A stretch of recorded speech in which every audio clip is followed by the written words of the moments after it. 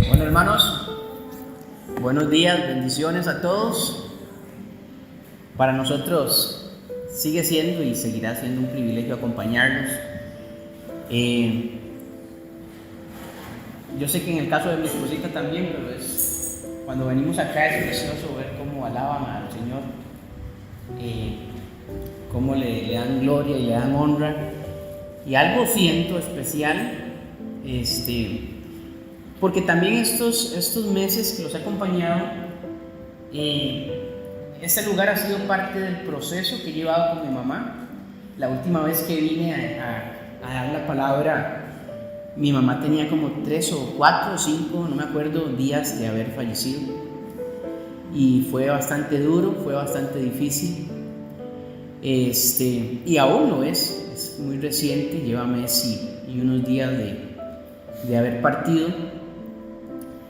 Y le doy gracias al Señor por eso, porque me ha ayudado, me ha fortalecido y siempre vemos la paz que sobrepasa todo entendimiento del Señor con nosotros. Ahí conversando un poquito la vez pasada con el pastor Gonzalo, más o menos vi como la palabra que ustedes reciben y veo que es mucha palabra profunda y eso me alegra montones. Casi siempre es de estudio. Y eso es una bendición, que ustedes coman esa carnita de la sólida, ¿verdad? Le dije al pastor que iba a preparar algunos sermones así con estudio, y los tengo preparados, 2, estoy empezando el tercero. Pero cerrando, sé que esta tal vez es del 2024, este mes de diciembre, tal vez creo que es mi última visita con ustedes. Y entonces quería traerles un mensaje del amor de Dios, más que todo porque a mi esposita este mismo mes le tocó predicar del amor de Dios.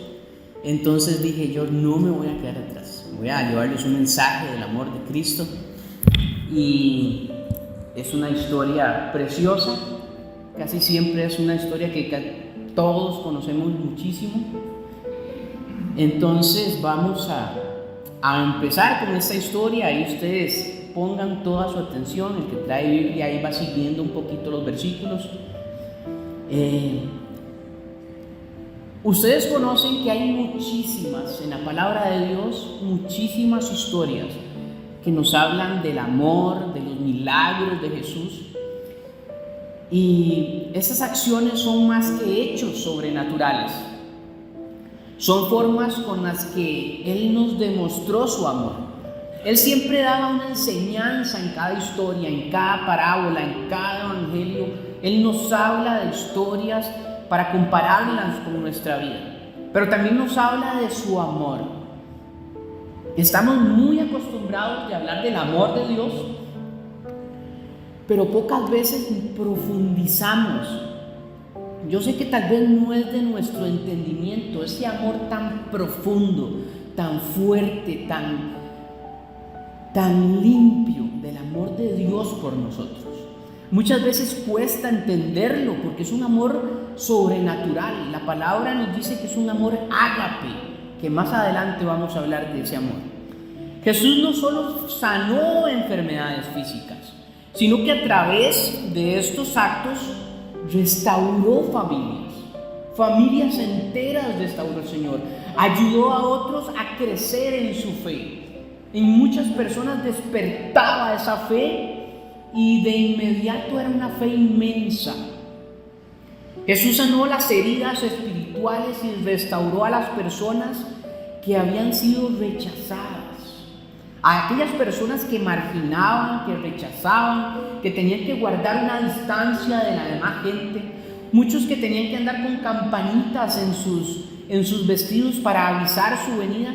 A esas personas son las que Jesús abrazaba, a las que Jesús llegaba y les hablaba, les entablaba una conversación, y eso hacía sorprendente al Señor. Eso lo hacía que muchos murmuraban y hablaban de Él. Al sanar, Él ofreció a personas un nuevo comienzo, que solo puede ser el fruto de un amor gigantesco. Una práctica común de Jesús era sentarse como les decía, y conversar con personas que habían sufrido algún tipo de rechazo. Tanto así que recibió críticas por frecuentar con gente rechazada por la sociedad. Pero Jesús no juzgó a las personas por su reputación o por su condición, sino que les dio un tiempo para hablar con ellos y para escucharlos.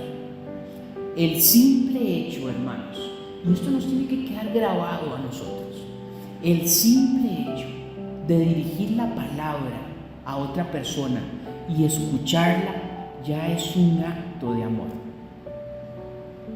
Porque nadie más le había dado tal vez espacio a esas personas para expresarse, para saber qué sentían, para saber el dolor interno que ellos llevaban.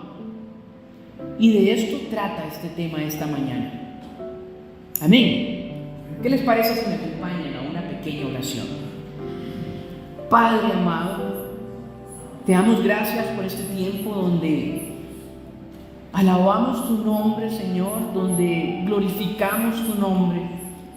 Pero también muchas de estas alabanzas, de estas canciones, ya empezaste, Señor, a hablarnos de este tema de tu amor, de ese amor tan incondicional, Señor. Yo te pido, papá, como siempre, que tú abras nuestro entendimiento, Señor, que captemos cada uno de nosotros el máximo de tu palabra, Señor, pero no para guardarlo, sino para ponerlo en práctica, Dios. Gracias porque eres fiel con nosotros, porque nunca se acaba tu gracia y tu misericordia, Padre. Gracias, Señor, gracias. En el nombre de Cristo oramos, te lo pedimos y te lo agradecemos, Señor. Amén y amén. Hermanos, esta historia está en Juan 8, capítulos del 1 al 11. Es la historia de la mujer adúltera. Pienso que todos las hemos escuchado, ¿cierto? Todos hemos escuchado esta historia de la mujer adúltera en el libro de Juan, capítulo 8. Antes de empezar este capítulo 8, del que vamos a hablar, el capítulo 7 cierra en el versículo 53 y empieza a decirnos y a relatarnos esta historia de la mujer adúltera que dice: cada uno se fue a su casa. Así termina el capítulo 7. Cada uno se fue a su casa. Y empezamos a leer el capítulo 8, versículos 1 y 2, que dice: y Jesús se fue al monte de los olivos, y por la mañana volvió al templo, y todo el pueblo vino a él, y sentado él, ¿qué hacía? Les enseñaba. Ese era el trabajo de Jesús. Él tenía muy claro a qué vino a este mundo. Hermanos, la fiesta de los tabernáculos había terminado ya, pero Jesús todavía se quedó un tiempo más en Jerusalén. El texto nos dice que mientras que los miembros del Sanedrín se volvieron a sus respectivos hogares, Jesús, no teniendo dónde dormir, se queda por este lugar. Dice que no teniendo casa se fue al monte de los olivos y allí seguramente pasó la noche. Esta fue la costumbre de Jesús cuando fue a Jerusalén, cuando estuvo por este lugar. Esa fue su costumbre, y enseñaba de día en el templo y de noche saliendo estaba en el monte. Este monte se llamaba el Monte de los Olivos. Y por la mañana nos dice esta historia que Jesús vuelve al templo a cumplir su tarea, a cumplir su llamado, a dar las buenas nuevas, a hablar, a enseñar su palabra. A pesar de la orden de búsqueda que tenía Jesús, a Jesús no le importaba eso. Él sabía y tenía claro el camino que tenía que andar, valga la redundancia. A él no le importaba que hubiera una orden de captura que pesaba sobre él. No por eso Jesús dejó de enseñar. Y ese tiene que ser nuestro sentir también, hermanos. El dar a conocer las buenas nuevas. Allá afuera hay gente extremadamente necesitada de oír del amor de Dios. Esto tiene que ser un ejemplo para nosotros, para predicar las buenas nuevas en todos aquellos que crucen nuestro camino. No importa si te critican, no importa el rechazo, no importa las murmuraciones, no podemos parar de realizar esta tarea. Ármese, usted ármese de valor, de fuerzas, del amor que usted le tiene a Dios. Jesús era un hombre valiente y sabía cuál era su misión en esta tierra. Los versículos 3 y 6 continúan diciendo: entonces los escribas y los fariseos le trajeron una mujer sorprendida en adulterio, y poniéndola en medio, le dijeron a Jesús: Maestro, esta mujer ha sido sorprendida en el acto mismo de adulterio, y en la ley nos mandó Moisés apedrear tales mujeres. Tú, pues, ¿qué dices? Mas esto decían tentándole para poder acusarle. Vamos a dejarlo acá.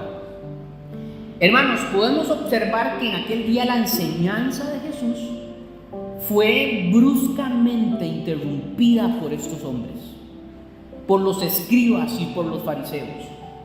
Y normalmente los fariseos y los escribas, ellos estaban muy unidos por su interés en común en la ley, por escudriñar y por saber las escrituras, por estudiar la palabra de Dios, y porque, ¿por qué no?, también para poder debatir entre ellos la escritura del Señor.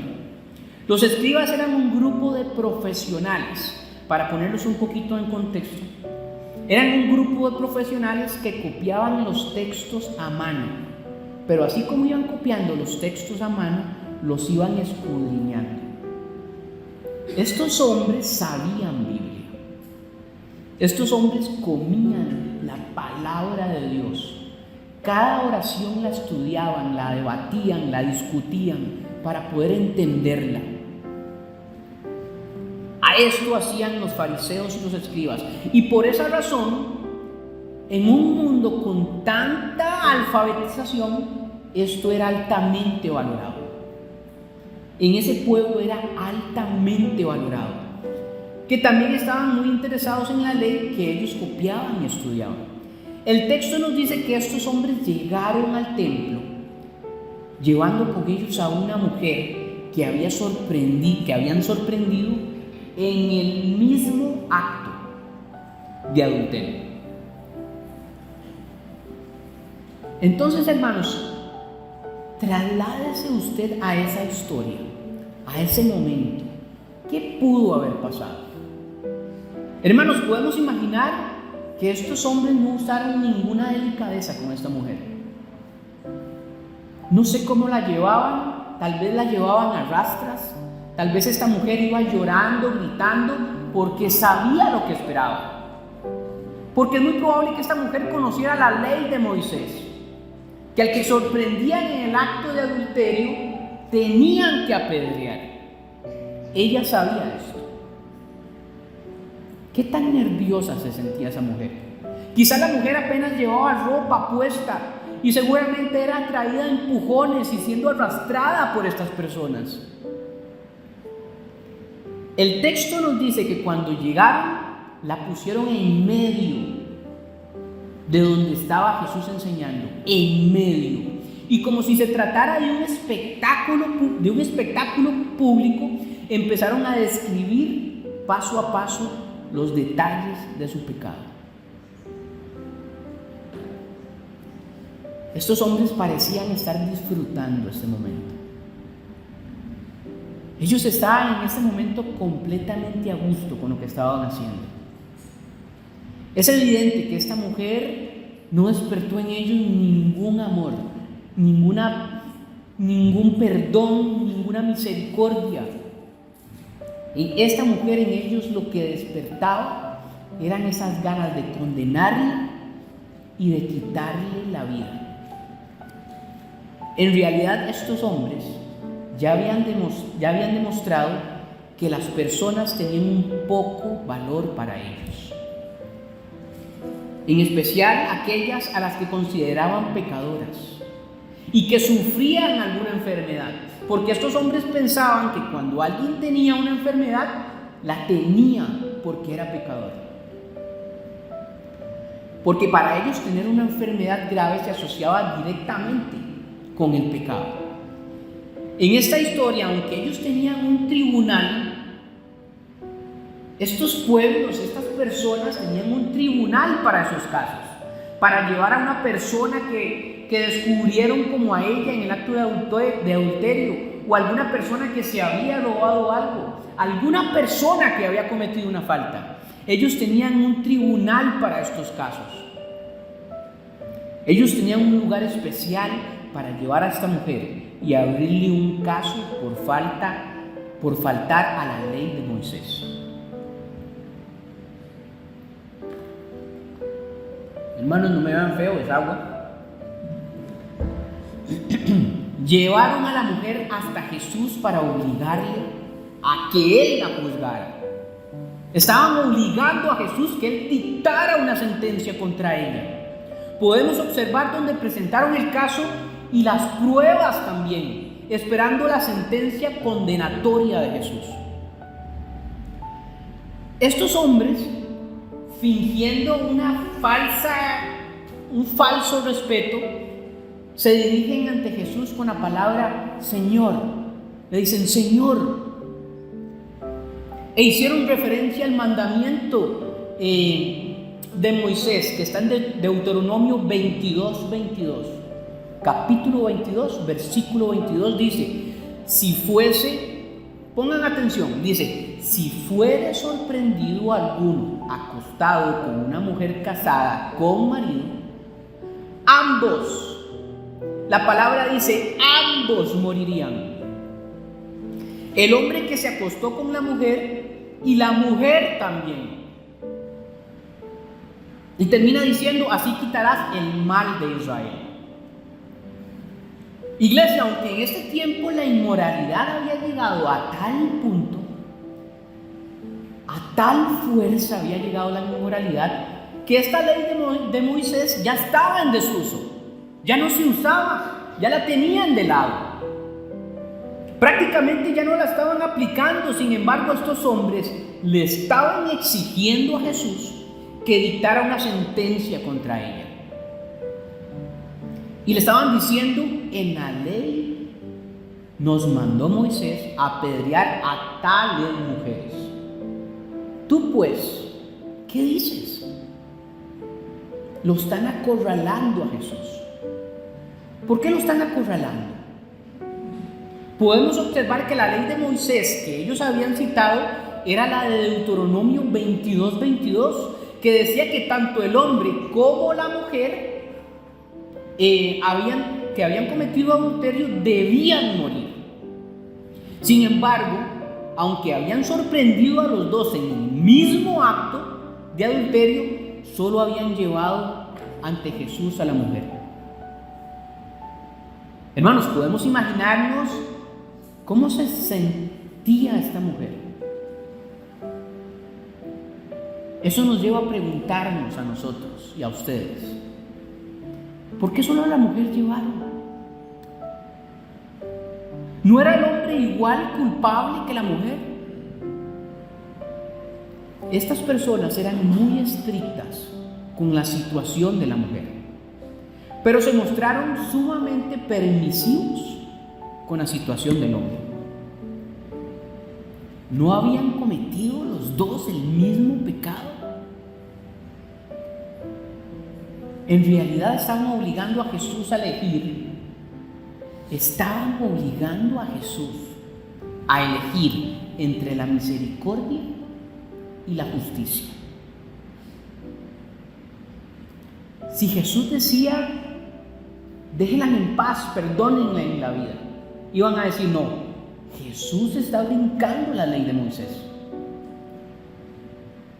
Y si hubieran dicho: apedrélenla como dice la ley, mátenla, van a decir: este es Jesús, el que está lleno de amor y de misericordia. Lo estaban acorralando, lo tenían entre la espada y la pared. Estos hombres sabían que Jesús siempre se había caracterizado por su compasión hacia los pecadores. Ellos lo sabían. Ellos lo sabían, ellos lo habían visto, se los habían contado. Jesús conversaba, comía, se le acercaban ellos mismos para recibir una palabra de Él. Estas personas lo tenían claro. Ellos sabían que Jesús mostraba un gran amor por las personas, sin importar su situación. Ellos no desconocían eso, hermanos. Iglesia, en los versículos 6 y 7 continúa diciendo: pero Jesús, inclinado hacia el suelo, escribía en tierra con el dedo. Y como insistieran en preguntarle, se enderezó y les dijo: el que de vosotros esté sin pecado, sea el primero en arrojar la piedra contra ella. Jesús es increíble. Jesús en un segundo cambió el enfoque que tenían todos con la mujer a el enfoque contra los fariseos y estos hombres. Lo cambió de inmediato. Mientras el Señor callaba, hizo algo que ha despertado la curiosidad del mundo entero, de los estudiosos bíblicos. Dice que Jesús, inclinado hacia el suelo, escribía en la tierra con el dedo. Esta es la única vez en el Nuevo Testamento que se menciona que Jesús estaba escribiendo algo. ¿Qué es lo que escribía? Las teorías son muchas. Algunos estudiosos piensan que estaba escribiendo los pecados de aquellos que habían hecho la acusación. Otros estudiosos creen que simplemente se inclinó hacia abajo para escribir en la tierra con el fin de ocultar la ardiente vergüenza y la indignación que se mostraba en el rostro de Jesús. Pero hermanos, no hay forma de saber con certeza qué es lo que estaba escribiendo Jesús. No hay forma. No lo sabemos. Así que lo más probable es que simplemente estaba dejando pasar el tiempo, esperando alguna reacción de parte de aquellos judíos. Aunque Jesús rehusó a servirles de juez, en un caso para el que la ley dejaba claro cuál era la sentencia, sin embargo, ante la insistencia de sus opositores, porque insistían una y otra vez: ¿tú qué dices? ¿Tú qué opinas? ¿Qué debemos hacer? Ante la insistencia de ellos, de forma magistral, el Señor cambió la atención de la mujer tirada en el suelo a los acusadores. Y les dice: el que de vosotros esté sin pecado, sea el primero en arrojar la piedra contra ella. La atención estaba puesta en ella y en su pecado, en el pecado que ella había cometido.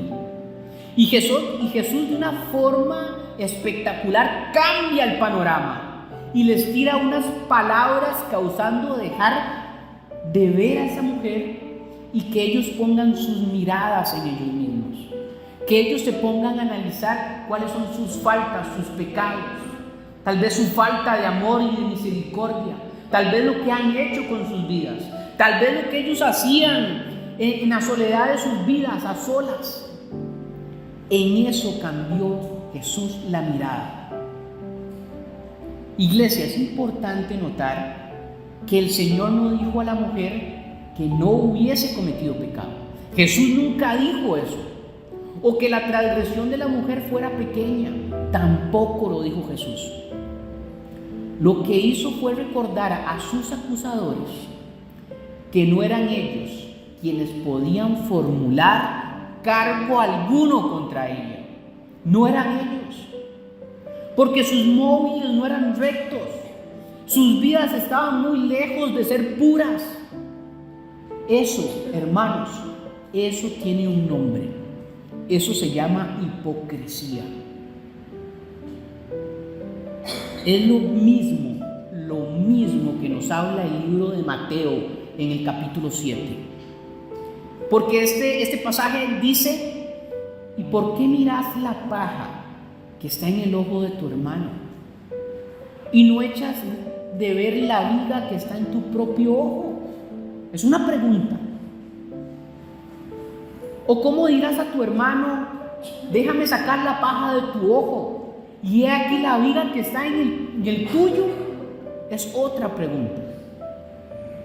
Y este versículo nos dice, en la palabra que ustedes están leyendo en sus Biblias, continúa diciendo: hipócritas, saca primero la viga de tu propio ojo y entonces verás bien para sacar la paja del ojo de tu hermano.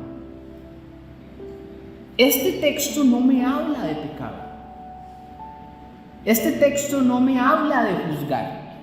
Este texto me habla de la hipocresía. Muchas veces nosotros somos así.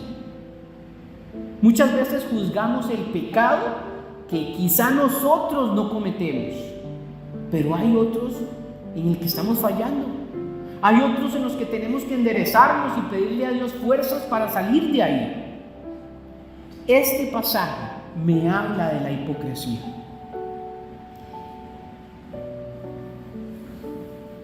Continúa el texto 8, versículo 8 al 9, y dice: e inclinándose de nuevo hacia el suelo, siguió escribiendo en tierra. Pero ellos, al oír esto, acusados por sus conciencias, algo hizo la palabra de Jesús. Acusados por sus conciencias, salían uno a uno, comenzando desde los más viejos hasta los postreros. Y quedó solo Jesús y la mujer que estaba en medio. Hermanos, Jesús volvió a inclinarse por segunda vez, de nuevo hacia el suelo, y siguió escribiendo en tierra. Jesús acababa de dejar a solas a los acusadores con su conciencia y les estaba dando tiempo para que ellos mismos se examinaran, para que ellos mismos vieran qué estaban haciendo con sus vidas. Una vez que los acusadores se fueron, quedaron solo Jesús y la mujer. Y un dato muy curioso de lo que nos habla la palabra es que mientras que ellos iban caminando, la mujer tenía la posibilidad de, no sé, si llevaba una sábana o algo, de agarrar sus cosas y irse también. Pero nos dice la palabra que ella se quedó ahí, inmóvil. No nos dice la palabra si por miedo, si porque con Jesús se sentía segura y protegida. Pero cuando se marcharon los fariseos y los escribas, esta mujer se quedó con Jesús. Seguramente esta mujer quedó temblando de miedo con Jesús, esperando saber la decisión que iba a tomar Jesús con ella. Porque a diferencia de los fariseos, Cristo no tiene pecado. Cristo tenía todo el derecho en decirle a esta mujer: sí, te condeno, vas a morir apedreada. Pero Jesús no hace eso. En condición de arrojar la primera piedra, es la que tenía Jesús. ¿Qué fue lo que hizo Jesús con esta mujer? Esta mujer descubrió entonces, al estar a solas con Jesús, que hay perdón de pecados para usted y para mí también. Descubrió que Jesús no acusa, sino que perdona con amor. Ella descubrió que Jesús no acusa, sino que Jesús ama, Jesús abraza, Jesús aconseja, Jesús guía. Eso fue lo que descubrió esta mujer. Esta mujer descubrió que existe la gracia y la misericordia, aun cuando no la merecemos. Eso lo hemos oído muchísimo, hermanos, pero eso es grandioso. Existe la gracia y la misericordia para nosotros, aun cuando no la merecemos. Esta mujer aprendió y vivió que esa gracia y misericordia proviene de aquel que tenía frente a ella, de Jesús. Ella aprendió eso ese día. Ella pronto se iba a dar cuenta de lo que también Dios dijo a Moisés antes de escribir la ley por segunda vez, y que con tanta frecuencia los fariseos olvidaban. ¿Cuál ley es? Éxodo 34:6. Dice este pasaje de Éxodo, capítulo 34, versículo 6. Oigan lo que dice, hermanos. Y pasando Jehová por delante de él, proclamó: Jehová, Jehová, fuerte, misericordioso y piadoso, tardo para la ira y grande en misericordia y verdad.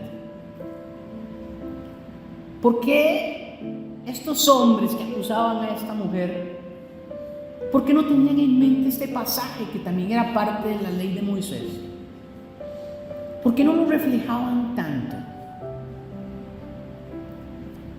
La mujer no presentó en esta historia, no presentó ninguna excusa alguna para su pecado. No intentó en ningún momento justificando compararse con otros pecadores peores que ella. No lo hizo en ningún momento. De sobra, esta mujer sabía que era culpable. Su conciencia también había actuado en ella poderosamente. Así que Jesús no necesitó condenarla, hermanos. Muchas veces la humildad y aceptar nuestras faltas nos hacen llegar más rápido al Padre y decirle: Señor, perdóname, fallé contra ti. Aquí enderezo mis pasos y sigo los tuyos, Señor. Pero muchas veces tenemos que llenarnos de humildad, de saber que nosotros mismos fallamos. Jesús tampoco la avergonzó más, puesto que esta mujer ya había sufrido bastante en medio de sus acusadores y de la multitud allí presente. No la condenó más, no la avergonzó más, no le dijo oraciones o palabritas con doble sentido diciendo lo gran pecadora que era esta mujer. No lo hizo. El texto continúa en el versículo 10 y 11 de este pasaje. Dice que enderezándose, Jesús,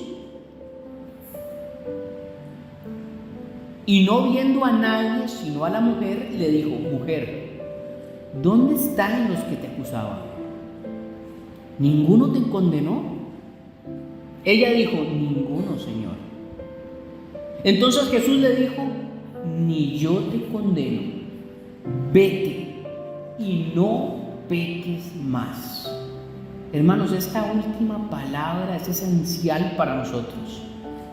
Y no peques más. Hermanos, podemos notar donde Jesús mostró rápidamente su misericordia, diciendo: Ni yo te condeno, vete y no peques más. La mujer entendió inmediatamente lo que significa la gracia. Esa gracia que libera, que quita la culpa, esa gracia que quita la condenación, esa carga que llevamos atrás en muchas ocasiones. Así pudo manifestar claramente cuál era el propósito con el que Jesús había venido a este mundo. Dice Juan capítulo 3, versículo 17, esto mismo, a lo que vino el Señor a esta tierra. Dice Juan 3:17, porque no envió Dios a su Hijo al mundo para condenar al mundo, sino para que el mundo sea salvo por él.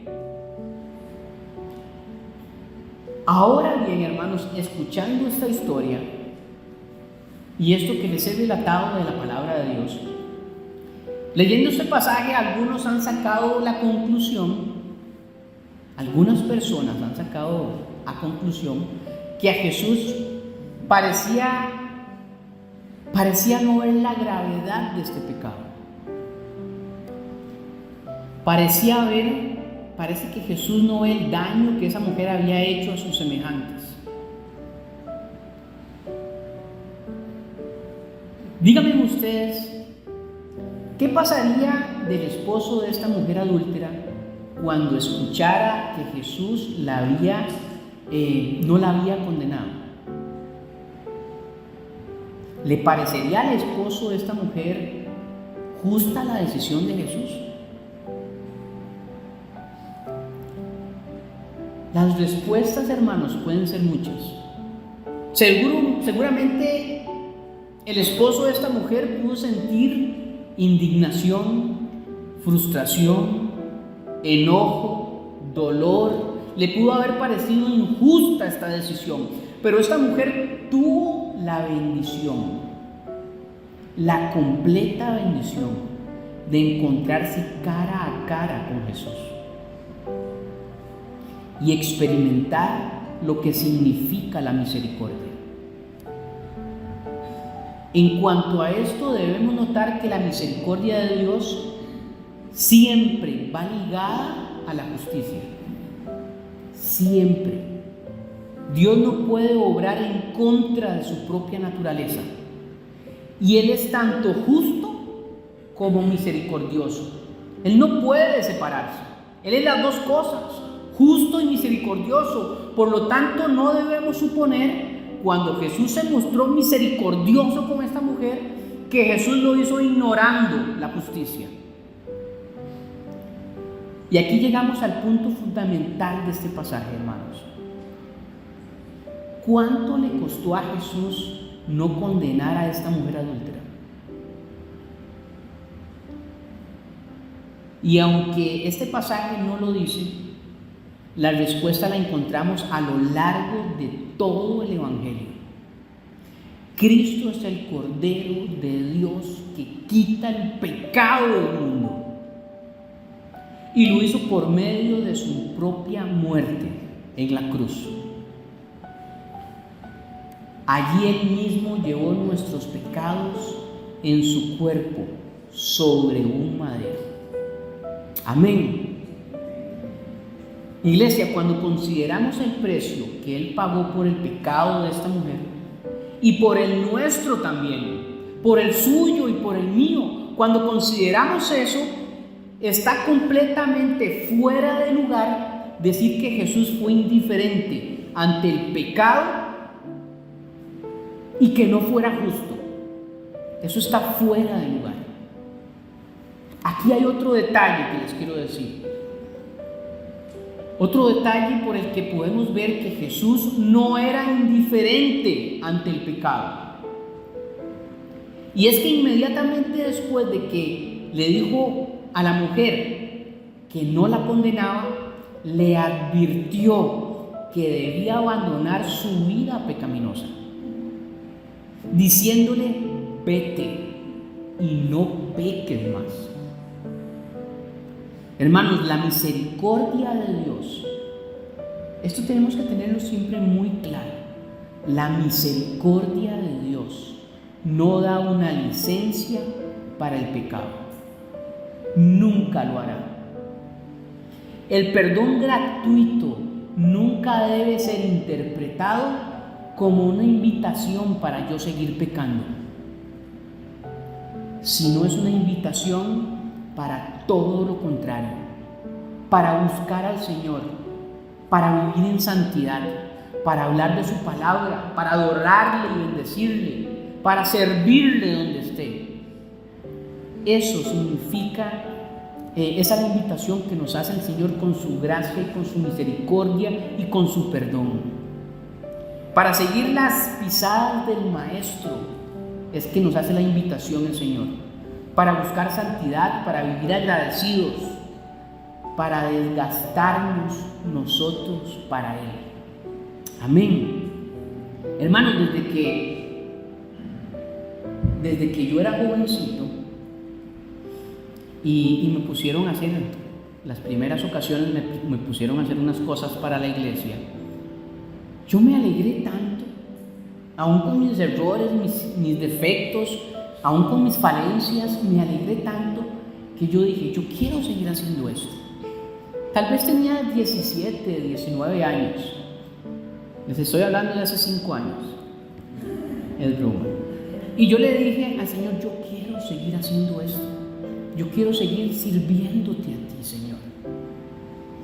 Y una frase que he dicho en algunas iglesias, en algunas enseñanzas, es que yo dije al Señor, Señor, quiero ser una moneda en tu bolsillo. Gástame como tú quieras. Aquí estoy. Quiero servirte en lo que tú me pongas a hacer. Gástame como tú quieras, Señor. Dice esta historia, o este apunte que tengo por acá, dice, sin embargo, es imprescindible que nos demos cuenta de que el mandamiento del Señor a la mujer para que se apartara del pecado vino después de que había sido absuelta de su pecado.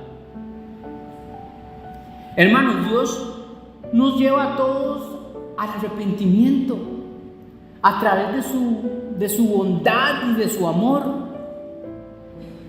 No sé si esta mañana usted tenga que abrirle su corazón al Señor y usted tenga muy claro algo que estás haciendo y que el Señor no se agrada mucho de eso. Pero esta es la mañana para que usted, a solas con el Señor, le diga, Señor, perdóname.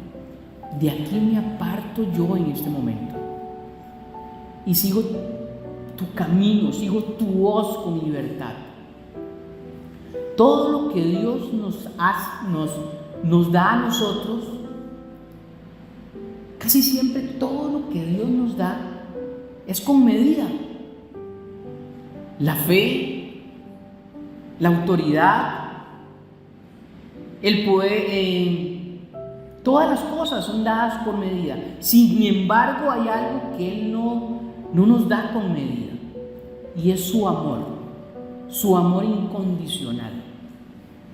El amor de Dios es un amor profundo, incondicional y completamente sincero.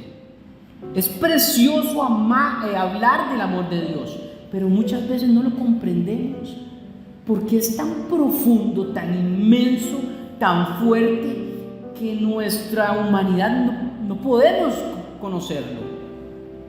Pero así es Dios. Dios nos ama, y en esos momentos difíciles, complicados de nuestra vida, ahí está Dios abrazándonos a nosotros. Amén. Su amor es derramado sin medida para cada uno de nosotros. Usamos la palabra amor muy casualmente porque no sabemos lo que el amor verdadero es.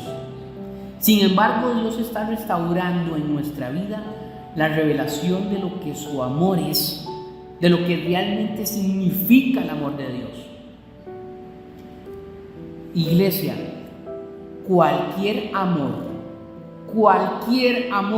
cuyo producto o resultado no sea la obediencia de Dios, no es el verdadero amor de Dios.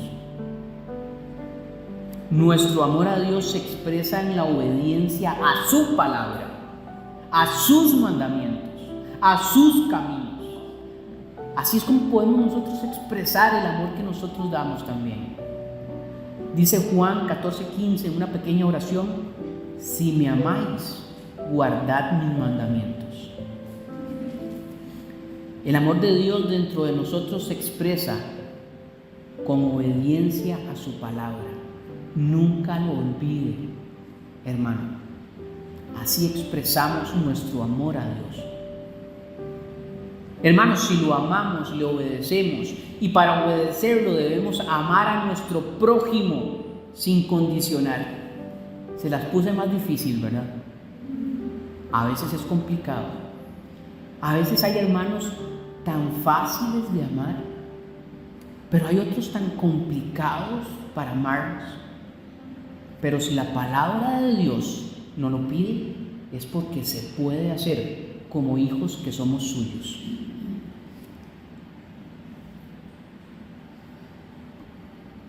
Quería terminar con este pasaje que todos lo sabemos de memoria, y es Juan 3:16. Porque de tal manera amó Dios al mundo, que ha dado a su Hijo unigénito, para que todo aquel que en Él cree no se pierda, mas tenga vida eterna. Hermanos, Dios decidió amar sin límites y sin restricción. Y ese es nuestro trabajo también.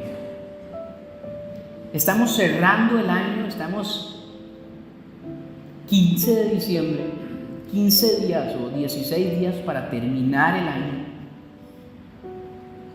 Y debemos proponernos caminar una milla extra, subir un escalón más que tal vez nunca hemos subido, y es amar sin condición. Perdone a aquel al que usted no ha perdonado. Hable de la palabra del Señor donde quiera que usted esté. Piense continuamente en el amor de Dios y lo que ese amor ha hecho en su vida. Hermanos, sin ese amor de Dios, nadie, ninguno de nosotros estaría aquí hoy. Ninguno. Amén. ¿Qué les parece si hacemos una pequeña oración? Señor, te damos gracias, Padre, porque tu bondad, Señor, es maravillosa, Señor, porque muchas veces, papá, hablamos de tu amor incondicional. Muchas veces vemos las historias que tú nos dejaste en la palabra, Señor, y hoy nos tocó esta. La mujer adúltera, Señor.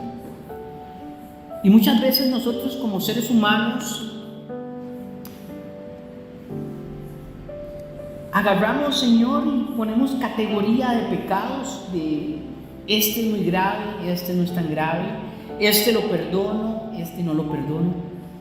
Pero tú, Señor, en tu palabra nos llamaste a mostrar amor.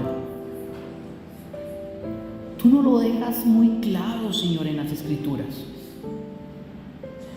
Señor, y todos acá sabemos qué es dar amor, cómo darlo. Sabemos que es un fiel testimonio que somos hijos tuyos. Te pedimos, Dios mío, esta mañana, que tú nos ayudes, que tú nos pongas una sabiduría sobrenatural, un gran entendimiento y discernimiento para saber cómo actuar en cada situación de nuestra vida, Señor. Ayúdanos a dar amor a pesar de lo que sea. Ayúdanos, Señor, a entregarnos nosotros a ti, Señor, que eres el Rey de Reyes y Señor de Señores, y a entregarnos por otros, Señor. Hay necesidad, Señor, de que la gente que está allá afuera escuche de tu gran amor, Señor, de que tú eres un Dios perdonador, un Dios que abraza, un Dios que transforma vidas, Señor, y que nos haces caminar en un lugar maravilloso que son tus caminos, Señor. Esta mañana, Señor, disponemos nuestra mente y nuestro corazón para que esta palabra, Señor, esta corta palabra, Señor, sea una semilla que caiga en tierra fértil, Señor, y que nos haga comportarnos, Dios mío, como tus hijos, que podamos entregar amor, Señor.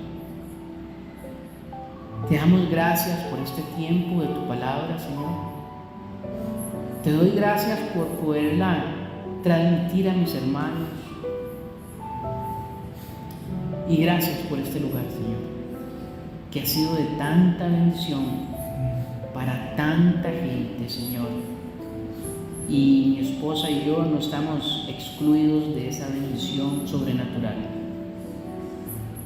Te entregamos el resto de este día, te entregamos el resto de la semana, y que tu palabra y este amor del que estamos hablando nos guíe, Señor, a actuar en cada situación.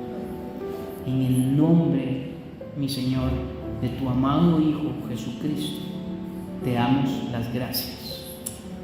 Amén y amén, hermanos. Que Dios nos bendiga y que tengan un excelente día.